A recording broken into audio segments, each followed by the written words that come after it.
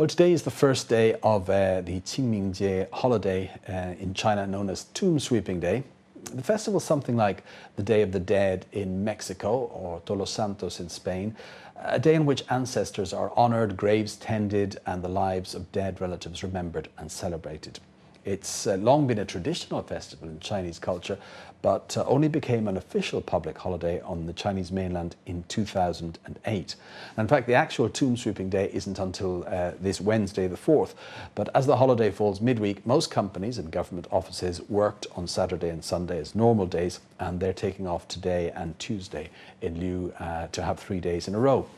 While the observation of Qingming varies around the country, typically what happens on Wednesday is that families will visit tombs or graves with offerings of fresh fruit, food, drinks, and so-called ghost money. This is money to be used in the afterlife, and these are prepared for the deceased to use in the spiritual world. Sometimes more modern offerings are burnt, such as paper models of cars, houses, even high-tech gadgets.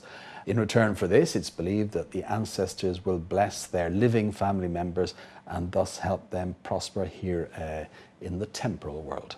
But despite the fact that the holiday has been reinstated here in the mainland, is it still observed as it was in the past?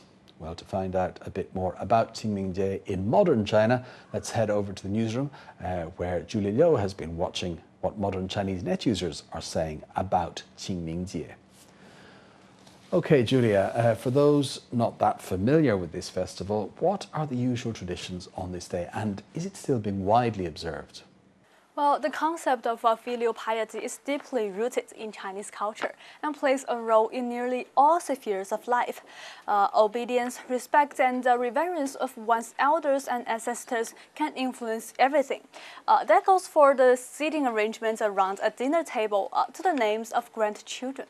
And traditionally speaking, Chinese have believed that the spirits of deceased ancestors watch over and protect their family, even though they have left the mortal world.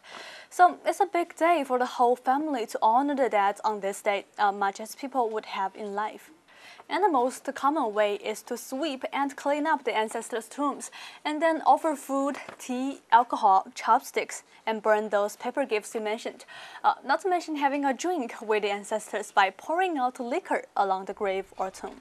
And as to whether people really do follow these traditions, it depends very much on the individual families and where they are living. But to give you some idea, I checked some online surveys asking just that. And in one survey carried out by weather.com.cn asking people how they intended to honor their ancestors on Tomb Sweeping Day, which more than 11,000 people took part in. And nearly 80% chose the option, I'll go to the cemetery to sweep their tomb. So if there's anything to go by, well, the answer to your second question would be yes, most Chinese people still do hold on to this tradition. Okay, but with so many Chinese people living in cities far away from their ancestral homes these days, returning isn't going to be a practical option for many of them, especially with just 3 days off. So what can they do? Oh yes, you're right. And actually this is something which a lot of net users are complaining about, that the holiday is too short. And this poster, Robin Nari's comment on Weibo.com is quite typical. I'm so desperate to go back home. However, the time is so limited and I have to spend most of it traveling. Once you take away the time for going to the cemetery, there's so little opportunity left for me to talk with my family. And this time limit actually results in many people, especially those that live far away from their hometowns, not to make the journey. And in fact, in the survey I just mentioned now, there was another option got around 15% of the votes. I'll send the flowers through the internet to express my blessing. And this is actually something quite new and refers to a way of honoring the deceased which has emerged in recent years, internet memorials. And these are specially created websites allowing relatives to make online offerings to the dead. And relatives can enter the website and click on offering items provided by the site, such as flowers, food, and candles. Among the biggest online memorial operators is Beijing-based cn.netor.com, which has set up around 11,000 memorial sites right now. And this poster's comment explains one reason why this new form of blessing has become so popular. 聂桂枝 says on Qingming.com, Every year on the Qingming, people rush to the ceremony to burn the so-called ghost money and all kinds of paper gifts like furniture for the deceased to use in the spiritual world. And that produces a huge amount of smoke and sometimes even causes fires. And what's worse, some people who can't go back to their hometown simply burn the paper on the street near their houses, which is bad for the city's environment. And this new way of honoring the dead online is a better, environmentally friendly way of doing it. And one thing worth mentioning is that perhaps for those very reasons mentioned by this poster, this is also a very way of observing Qingmingjie that is being encouraged by many local governments. Okay, so that's a basic idea of how many people pay their respects to the ancestors on this day. So before we wrap up, any other interesting traditions or activities to do with Qingmingjie that you want to share with us? Oh, sure. One tradition that's quite interesting during this day is that it's not only a day for remembering and honoring the dead, but also the day that people go outside and enjoy the greenery of springtime after a long, dreary winter. So for many people, it's a custom to go on family outing as well. Li Hanqiu says on people.com.cn, Qingmingjie has always been a festival that's combined sorrow and happiness. That's a reflection of the traditional Chinese balance of yin and yang.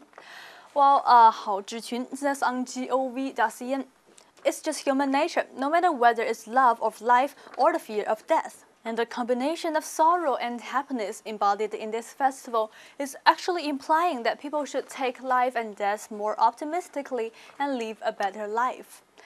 And another thing I'd like to share is that for many years, the festival has not only been a day celebrated by ordinary people at a personal level, it's also traditionally been a day for official memorials to remember those who died for the country. And these are usually activities that remember revolutionary heroes who laid down their lives, especially in the war against Japan from 1937 to 1945. And it's not unusual for schools or government-related organizations to organize students or staff visits to these martyrs' cemeteries.